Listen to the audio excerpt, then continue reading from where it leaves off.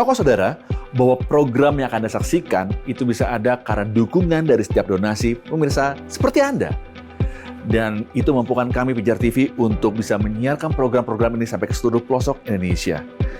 Hanya karena donasi Anda, kami sampai hari ini bisa memberkati begitu banyak orang dan mereka bisa belajar bagaimana mengenal Tuhan dengan lebih baik. Saat ini ada cara unik untuk Anda bisa mensupport apa yang dilakukan oleh Pijar TV dengan klik tombol thanks dan Anda bisa mengirimkan super thanks. Dan dengan cara tersebut, Anda sebetulnya sedang mendukung kami untuk kami bisa memproduksi program-program baru yang memberkati lebih banyak orang. Pijar TV, salam terang bagi Indonesia.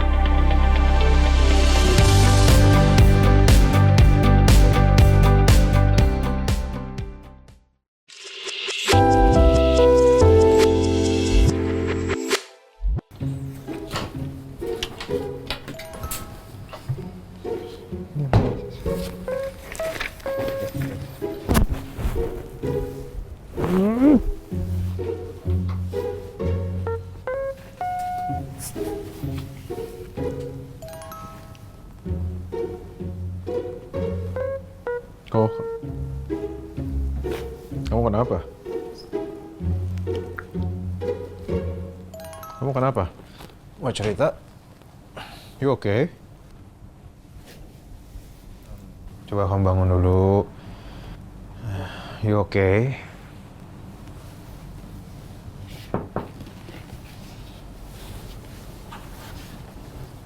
Dek, boleh masuk gak?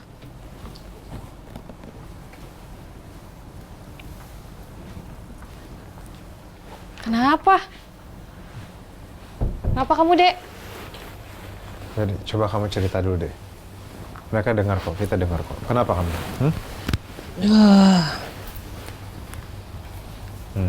Aku kesel, Kak.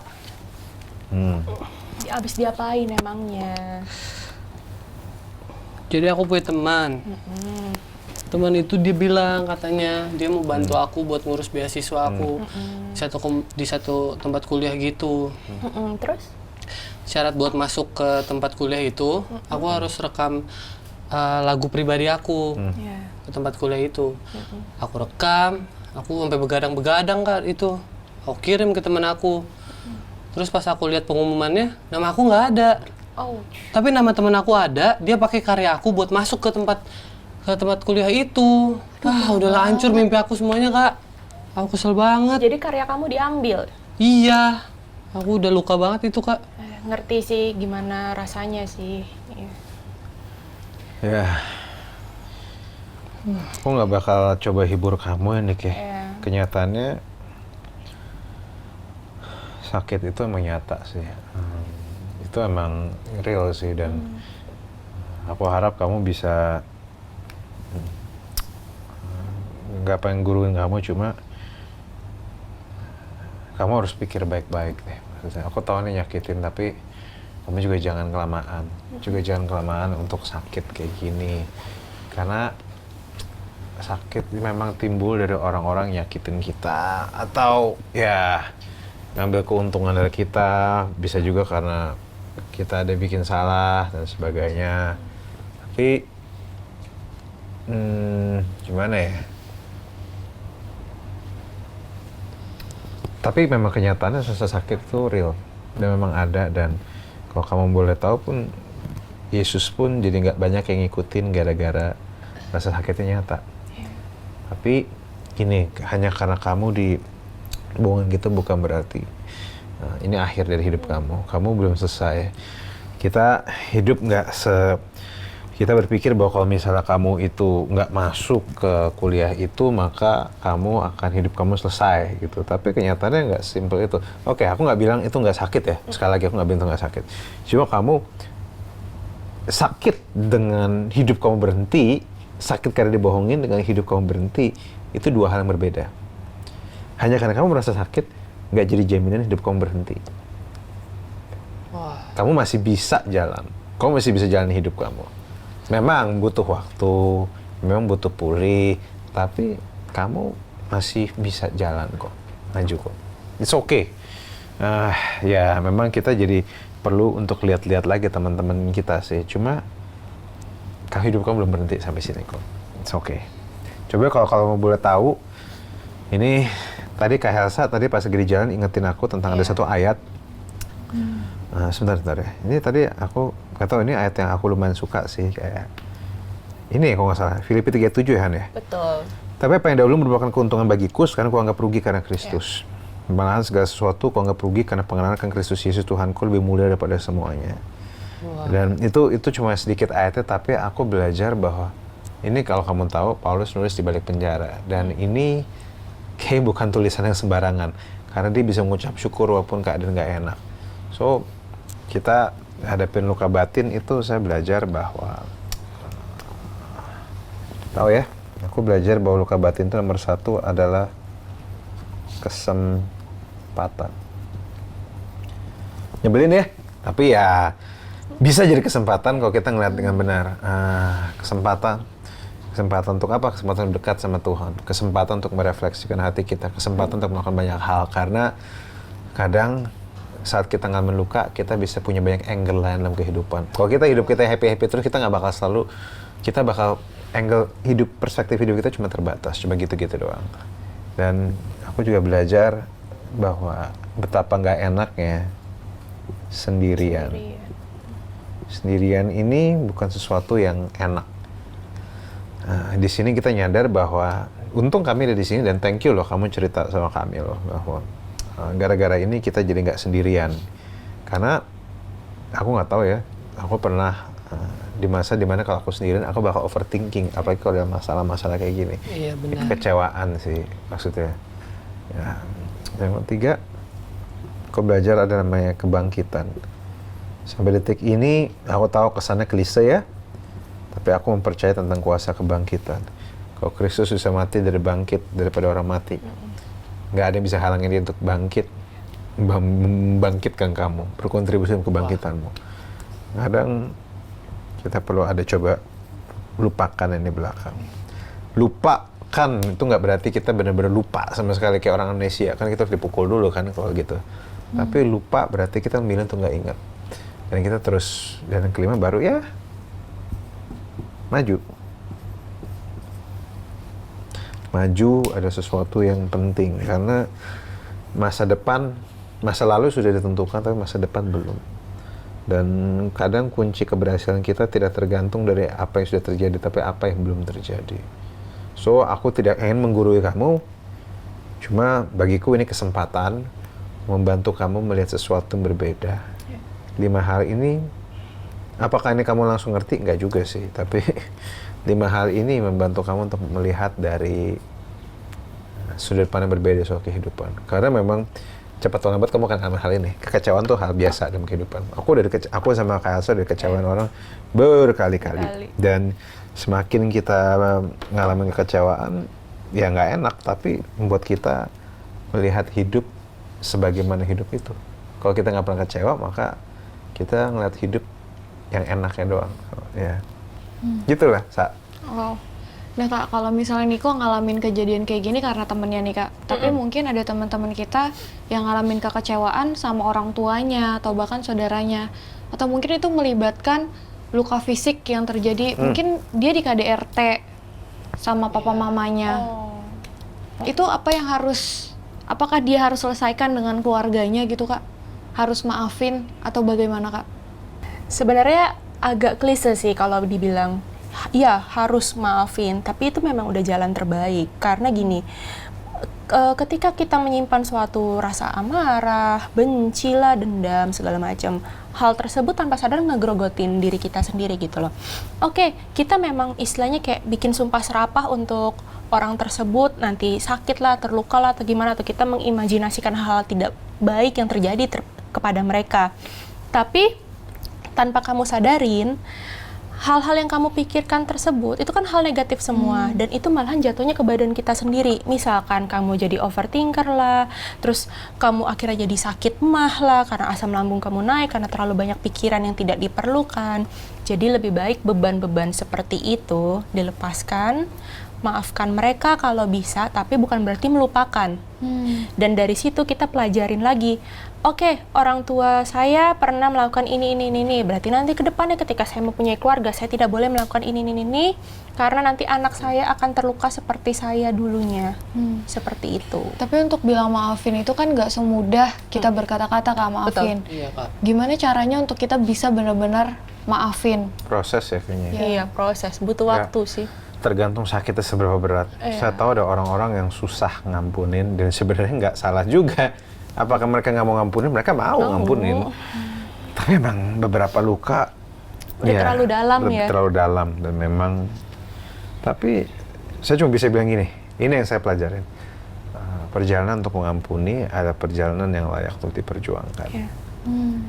Lagi pula Yesus sudah turun untuk mengampuni kita dan saya percaya bahwa itu jadi sebuah angle yang baik bahwa semua orang sebenarnya layak diampuni. Kita perlu ngampunin semua orang,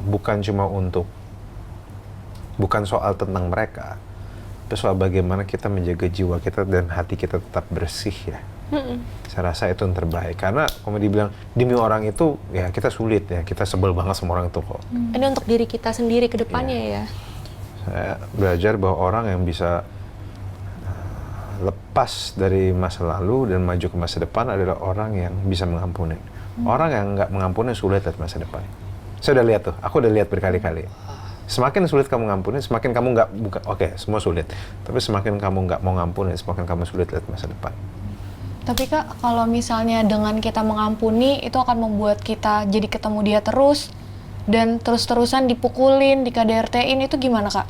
Nah itu udah lain tuh. Itu mungkin kamu ada cara kamu harus lapor polisi. Itu kan ini bukan cuma ranah teologi, ini ranah hukum. Kadang harus lapor polisi. Kamu harus bedakan ranah juga. Karena udah ada kekerasan Sudah di ada sana kekerasan. Kekerasan sudah masuk daerah Hukum. Hukum, lapor polisi. Kamu bisa menjaga jarak pergi gitu, maksudnya bahwa kamu bisa ada banyak cara. Jadi dan bagi saya itu juga nggak sepenuhnya salah. Itu sih. Jadi memang kekerasan itu jangan sampai kita tolerir juga. Jadi nggak apa-apa ya Kak kalau dilaporin ya Kak? Sebenarnya kenyataannya kalau sudah kelewatan, saya ada salah satu orang yang dengan segala hormat agak mendukung. Ada orang gini, kita harus bedakan antara orang bikin salah dan orang yang memang kelakuannya agak beracun. Ada orang bikin salah, misalnya saking marahnya dia mukul gitu ya, tapi habis itu dia nyesel. Ada tuh yang kayak gitu tuh, habis itu dia nyesel, dia gemeter, dia nggak mau lakukan hal itu lagi, saking traumanya dia. Ada, dan nggak sedikit orang kayak gitu. Tapi ada orang yang melakukan seperti itu, bahkan dia menjustifikasi hal itu, dan dia merasa bahwa nggak mau, ini ya gue begini karena salah lu. Nah yang kayak gitu-gitu tuh, bagi saya sih yang model gitu mendingan kamu itu adalah orang yang tidak mau bertobat. Mendingan agak keras kalau orang muda kayak gitu. Keras secara bener ya, bukan keras yang sampai kayak masukin boneka jelangkung gitu. Enggak gitu maksudnya, tapi kerasnya keras yang tepat harus ya. Gitulah. Menurut saya sih gitu ya. Tapi Kak, dari semua kesakitan yang udah aku lewatin, boleh nggak sih Kak, aku punya pikiran buat balas dendam tuh Kak. Aku pengen banget balas dendam ke dia, mungkin ke orang tua yang udah nyakitin anak-anaknya juga gitu Kak. Membalas dendam itu logis, tetapi mengampuni itu teologis memang. Saat kita membalas dendam itu sekali lagi hal yang logis. Kamu dipukul, masa kamu nggak mukul sih, kaget kamu kan? Iya. Tapi mengampuni itu teologis, yaitu kamu nggak pakai logikamu. Kamu pakai logikanya Tuhan. Itu dua yang berbeda memang. So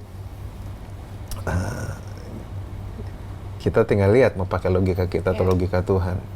Tapi yang saya tahu sih logika kita itu kayak logika orang yang duduk di lobby hotel.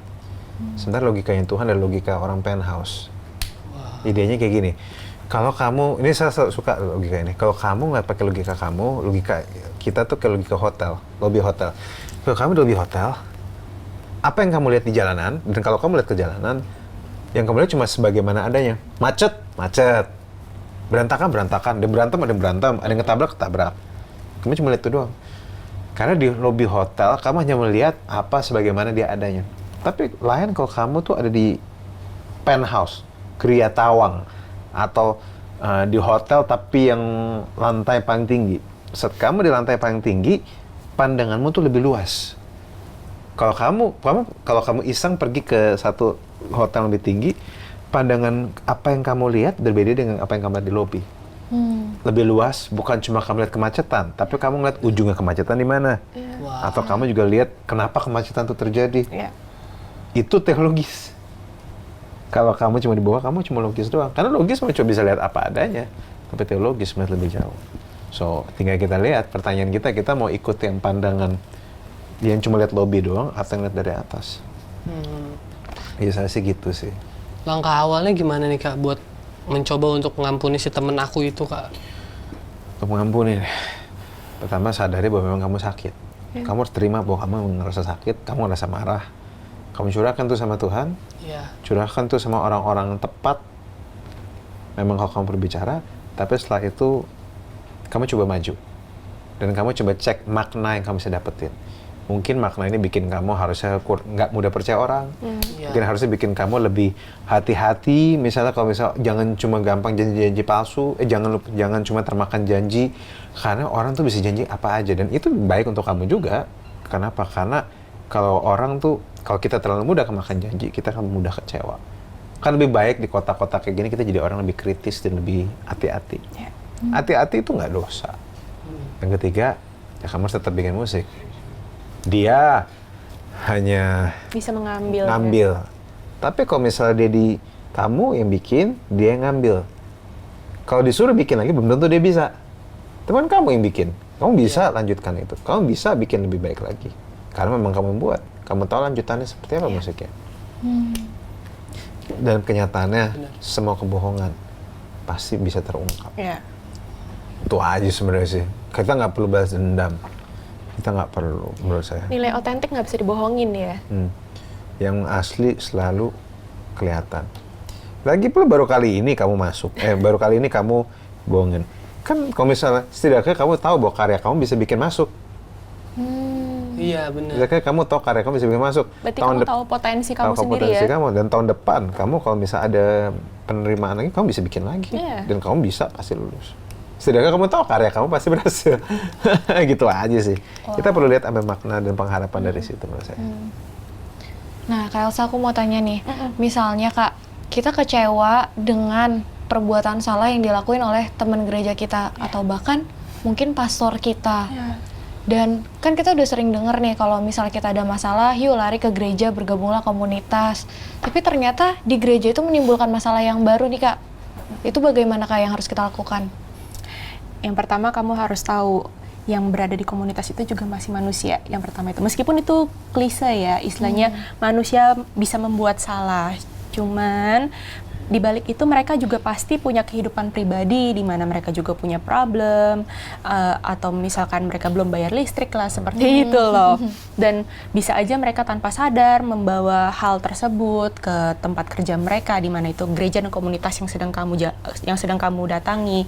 Dan kalau misalkan itu hanya 1-2 kali, mungkin kamu bisa pertama maklumin, yang kedua tanya mungkin, Kak, ada apa Kak? Kok seperti ini ya? Tapi kalau misalkan memang sudah keseringan, berarti ada hal yang akan menjadi toksik yang akan kejadian ke depannya. Dan itu berarti memang sudah saatnya kamu untuk mulai mencari lagi yang baru. Seperti itu sih kalau bagiku ya. Bagimu, El? Ya, harus lihat orangnya sih. Mendingan kita lihat diri kita lihat orangnya, lihat pendetanya. Kita perlu mengampuni, tapi kita nggak selalu harus terus dekat dengan mereka.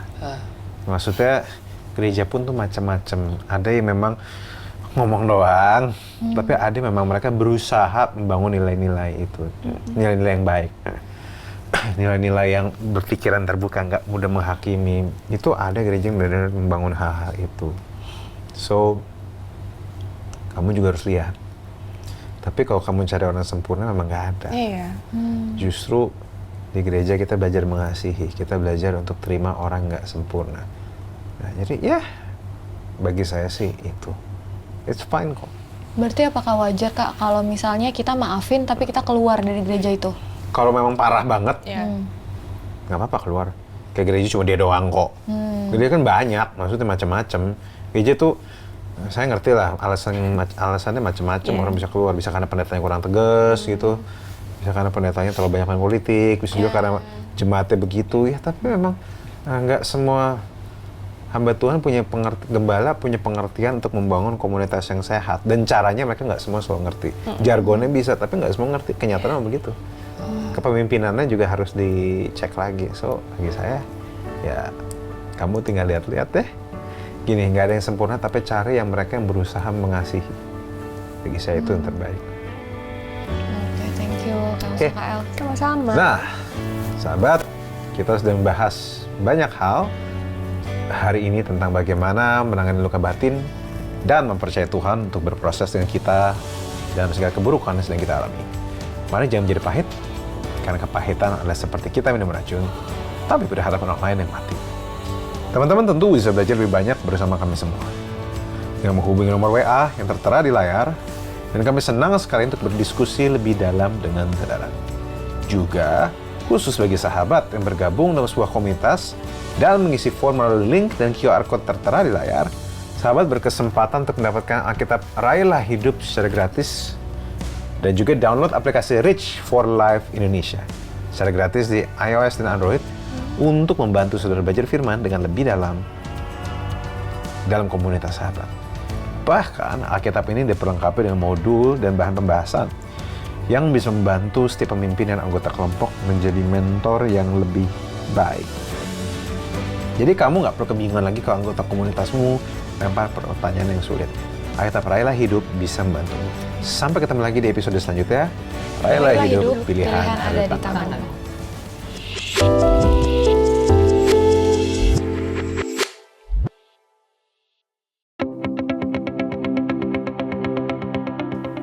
Sahabat Pijar TV, terima kasih sudah menjadi pemirsa setia program-program Pijar TV.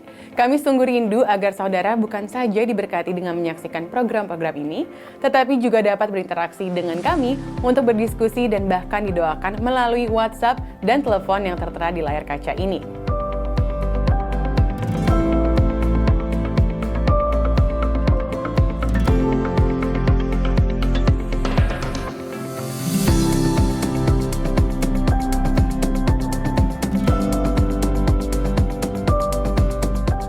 Hubungi kami sekarang melalui WhatsApp, tim Respon Pijar TV siap untuk melayani saudara.